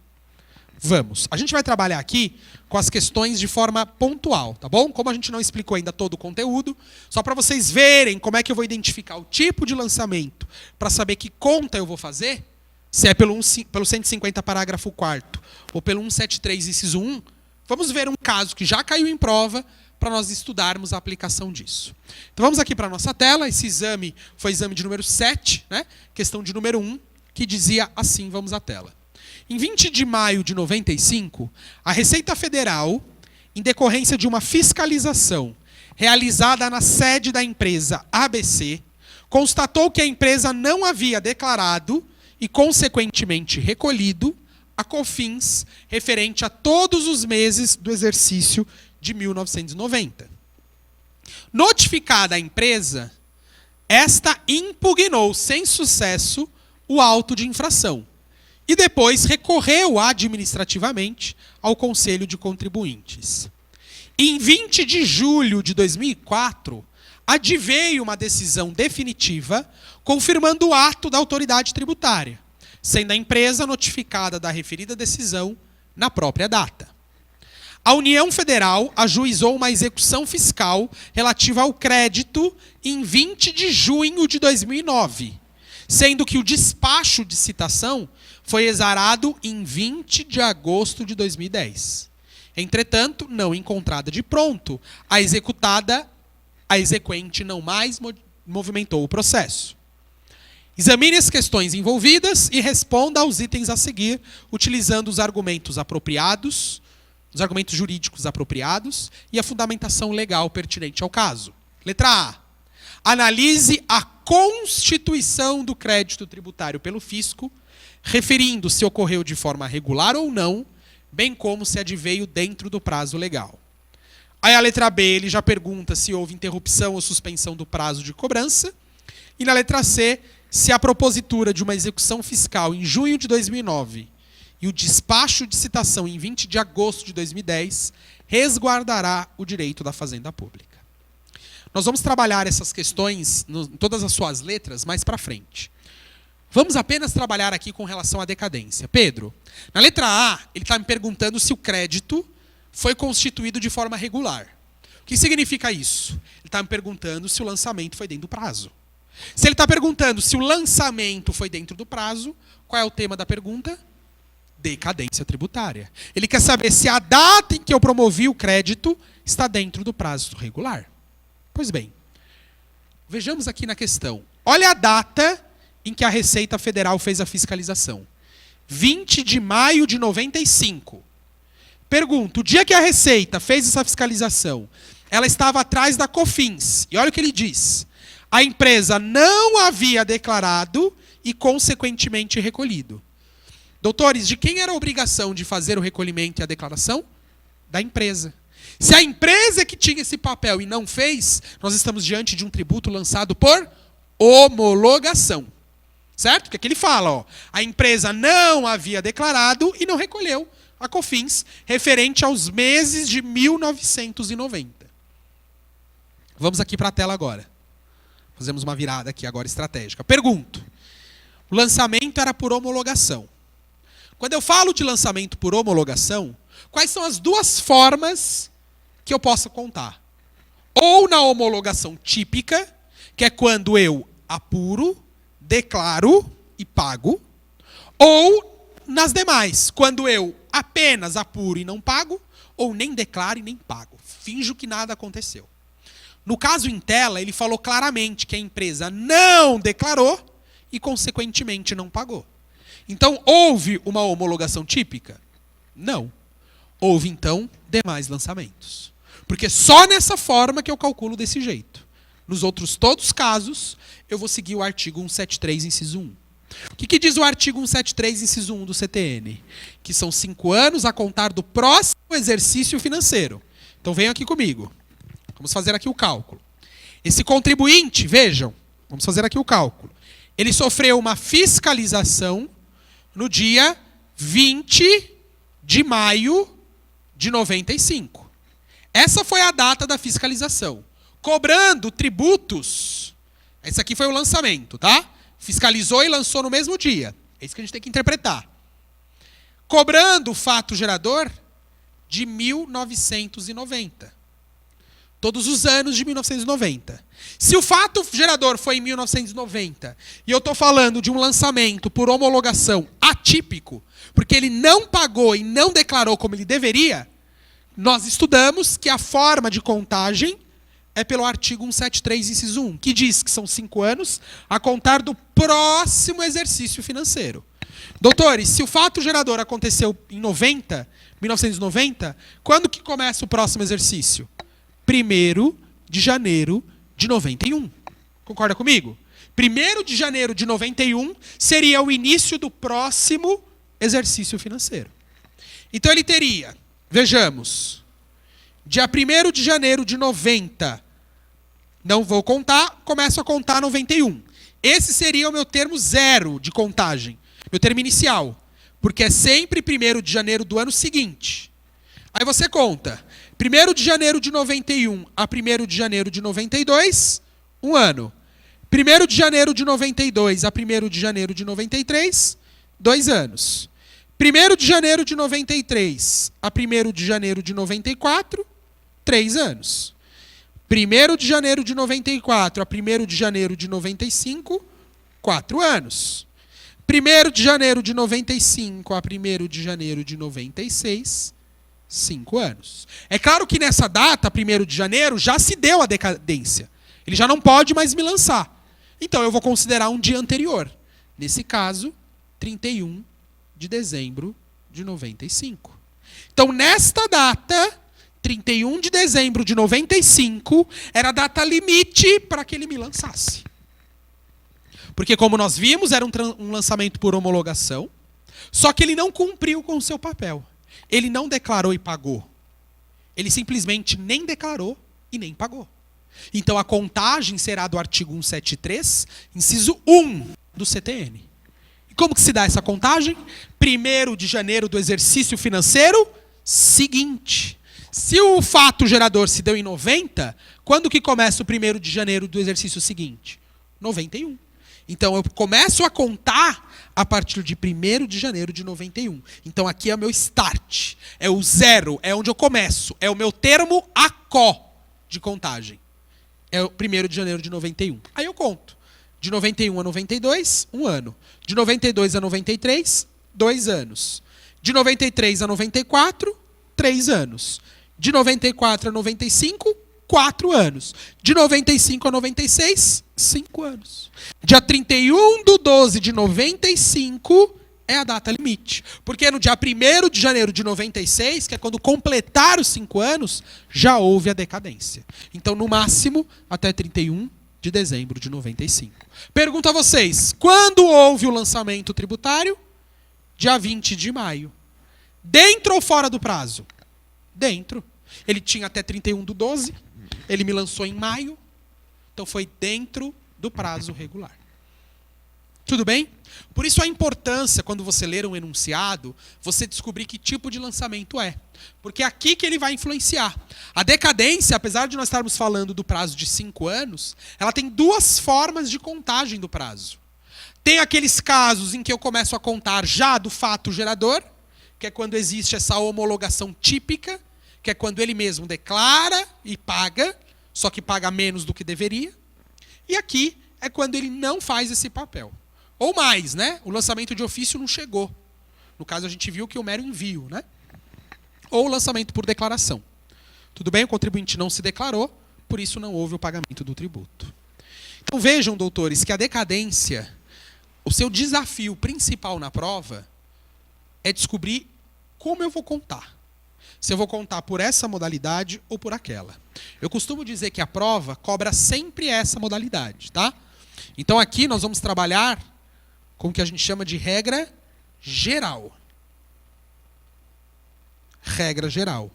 Se aplica a praticamente todos os casos. E já essa aqui, dos lançamentos na forma típica, a gente vai chamar isso de regra especial. Porque só cabe em uma situação. Lançamentos por homologação na forma típica. Só dessa forma que eu conto 5 anos do fato gerador. Todo o restante são 5 anos a contar do próximo exercício financeiro. Tudo bem até aqui? Doutores, a decadência tributária, que é a perda do direito de lançar, nada que o fisco possa fazer impede a sua constituição. Portanto, não existe nenhum fenômeno que possa suspender ou interromper a contagem do prazo decadencial. Ok? Nós vamos estudar mais para frente a prescrição e nós vamos ver que na prescrição pode acontecer a suspensão ou a interrupção do prazo. No caso da decadência, nada tem o poder de suspender ou interromper a contagem. Eu começo a contar 5 anos por uma das duas regras geral. Ou seja, sem parar. 5 anos direto. Ok? E na situação em concreto, ou é lançamento por homologação típica, ou demais lançamentos. Não tem como ser as duas formas de contagem. Tá bom? Então, para responder uma questão de decadência na prova, a primeira coisa que você precisa definir é qual regra você vai usar. A regra geral ou a regra especial. Tá certo? Quase que todas as provas só vêm se questionando a regra geral. Até porque ela tem uns 5 anos um pouco diferente de contar e por isso que você tem essa possibilidade. Tudo bem, doutores? Uma outra coisa importante.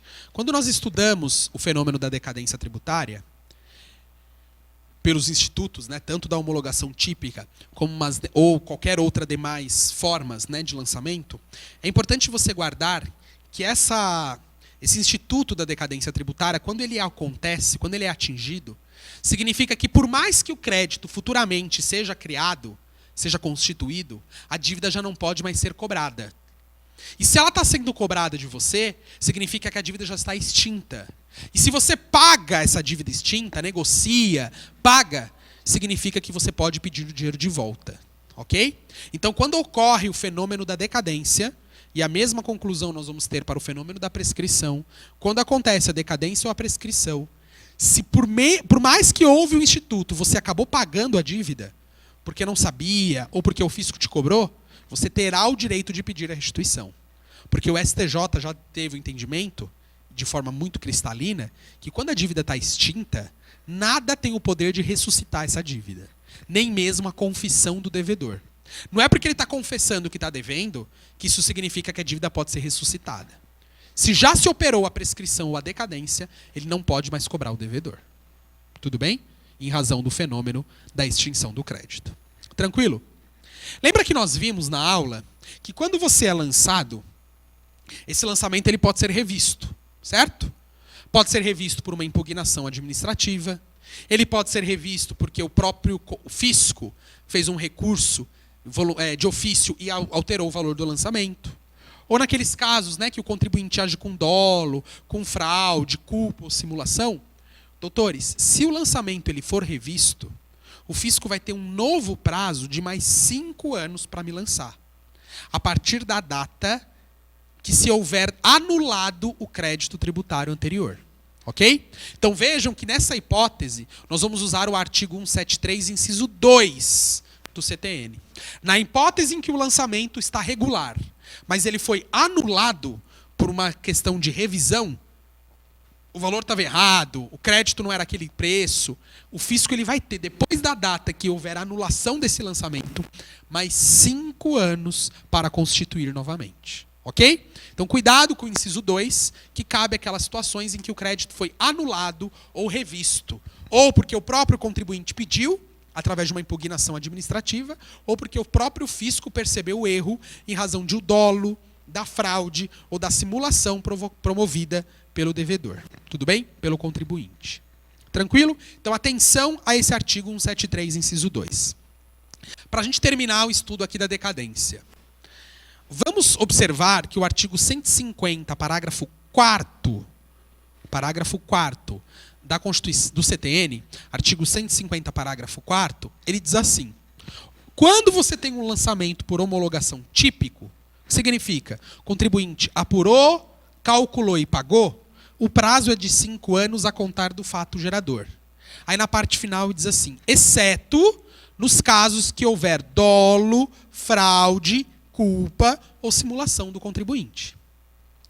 Gente, essa modalidade de contagem típica, a regra especial, ela é mais benéfica para o contribuinte, porque ele só vai ter 5 anos para me lançar. Já a modalidade de regra geral, ela é mais prejudicial ao contribuinte, porque ele não começa a contar do fato. Ele só vai começar a contar os 5 anos no ano que vem, no próximo exercício financeiro. Então tem contribuintes que, de forma intencional, o que eles fazem? Se eu declarar e não pagar nada, regra geral. Ele só vai começar a contar os 5 anos no ano seguinte, no próximo exercício financeiro. É mais prejudicial para o contribuinte, concorda?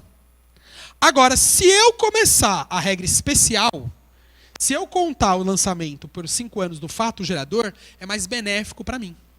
Então tem alguns contribuintes que, se valendo dessa malandragem ou dessa esperteza, o que eles fazem? Eles pagam um valor menor do que deveriam de forma intencional. Porque aí vai ser considerado uma homologação típica. Só que aí, nesse caso, se for provado, e aí o enunciado da nossa prova teria que trazer isso claramente, se foi provado que no dia que o contribuinte fez o pagamento do imposto, ele pagou indevidamente, recolheu indevidamente menos do que ele deveria, de forma intencional, ele já sabia que ia pagar menos, ele já sabia que estava pagando errado, nós não vamos contar como regra especial. A gente vai contar como regra geral. Por isso que o artigo 150, parágrafo 4º, na parte final, diz assim: a contagem é 5 anos do fato gerador, exceto se provado dolo, fraude, culpa ou simulação. Ou seja, o contribuinte já está pagando menos, sabendo que ele está querendo cair na modalidade de regra especial. Mas aí o fisco vai colocar ele em regra geral. Deu para entender? Então, cuidado com esse detalhezinho aí da parte final do parágrafo 4º do artigo 150. Lembrem-se, nada suspende ou interrompe o prazo decadencial. Se eu comecei a contar os 5 anos, eu não paro mais. Seja na homologação típica, seja na homologação atípica, ou em qualquer outro lançamento. Tudo bem? Para a gente terminar agora a decadência tributária. Doutores, lembra que eu comentei a vocês que quando você pratica o fato gerador, antes mesmo de chegar ao lançamento, você pode entrar com uma ação para evitar que o lançamento se consuma no final, certo? Então, quando eu tenho aqui, fato gerador praticado, antes do lançamento chegar, eu posso entrar com uma ação declaratória, certo? Ou eu posso entrar com MS preventivo. E a gente aprendeu que a ação declaratória ela vai ser cumulada com tutela provisória e o MS preventivo vai ser cumulado com medida liminar. Sim? Quando eu entro com uma tutela provisória de urgência, ou quando eu entro com uma medida liminar em mandado de segurança, o que acontece com o lançamento? Haverá suspensão da exigibilidade. Então vejam, eu entrei com o MS preventivo e pedi a medida liminar que foi concedida. O que acontece com o lançamento? A sua exigibilidade é suspensa. Quando eu entro com uma ação declaratória e peço uma tutela provisória de urgência antecipada e essa tutela ela é concedida, o que acontece com o lançamento? Suspende a exigibilidade. O que eu estou querendo perguntar agora? Isso significa que enquanto o fisco estiver com essas tutelas ou essas medidas liminares ativas, ele não pode me lançar? É isso que essa tutela e essa medida liminar representa? Resposta errada, doutores. Quando o fisco tem uma medida liminar contra ele ou uma tutela provisória, não significa que ele não pode me lançar. O direito de lançamento, como eu já disse, é um direito potestativo. Nada pode ir contra o direito do fisco de lançar. O que vai acontecer nesse caso, dos contribuintes que tiverem uma tutela concedida ou uma medida liminar, significa que depois de lançado, ele não pode exigir o pagamento, mas ele pode lançar. Por isso, é errado quando o fisco diz, eu promovi um fato gerador, você praticou o fato gerador aqui em 2007. Pensando num lançamento de ofício, ele teria até o dia 31/12, 7, 8, 9, 10, 11, do 12, 31/12 de 2012 de me mandar o lançamento, certo? Pratiquei em 2007, ele teria o lançamento de ofício, ele teria até 31/12 de 2012 para me mandar o lançamento. Só que aí, nesse meio caminho, eu entrei com uma medida liminar, que está ativa. E só foi derrubada dia 10 de fevereiro de 2013. Foi o dia que ela foi derrubada. O fisco recorreu e aí conseguiu derrubar minha liminar. Pergunto, o fisco pode me lançar mesmo assim? Não pode mais, porque nessa data já tinha operado a decadência. Ok? Então tomem cuidado com essa regrinha do CTN quando ele fala de decadência, porque nada suspende o direito de lançar o contribuinte. O que pode acontecer é que a exigibilidade está suspensa. Então, nesse caso, ele não pode me executar porque eu tenho uma liminar ativa. Mas o lançamento ele tem que fazer, independente se eu tenho liminar ou não ativa. Tudo bem? Então tomem cuidado com esse caso. Tranquilo, doutores? Então já começamos aí ao esclarecimento da decadência. Espero que tenha ficado claro para você esses momentos iniciais em que exploramos esse instituto, ok? E aí na próxima aula a gente vai começar a falar de prescrição. Vai ser uma aula praticamente dedicada para a gente esgotar a prescrição, que tem mais detalhes significativos, e também a gente aplicar as questões dos últimos exames aí, já que começamos a trabalhar inicialmente agora, tá bom? Obrigado mais uma vez pela sua atenção. Você que está vendo aí a nossa tela, o nosso e-mail, se você precisa de um atendimento mais direcionado, um estudo mais focado, quer receber peças, correções individuais, personalizadas, o e-mail é esse, pedrobonifacio@uol.com.br, que o nosso objetivo aqui é em comum, que é a sua aprovação, ok? Muito obrigado pela atenção de todos e nos vemos na nossa próxima aula com mais assunto envolvendo a prescrição e a decadência. Até mais, pessoal!